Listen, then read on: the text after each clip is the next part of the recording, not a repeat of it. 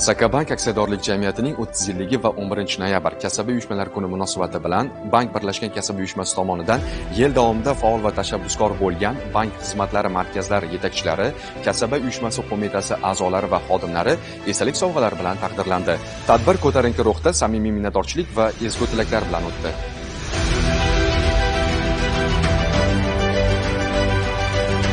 11 noyabr kasaba uyushmalari kuni butun respublikamizda hamma tashkilotlarda aynan mana shu sana keng nishonlanadi. Sababiki mehnat jamoalarida, vazirlik, idora tashkilotlarida mehnat qilayotgan xodimlarni kasb bayramlari hisoblanadi. Sababiki ularni haq-huquqlarini himoya qiladigan, ularga qulaylik yaratib beradigan bu kabi tashkilotni 120 yilligi har doim nishonlanadi va aynan kasaba uyushmalari kuni deb 11 noyabr belgilanganligi ham albatta quvonarli.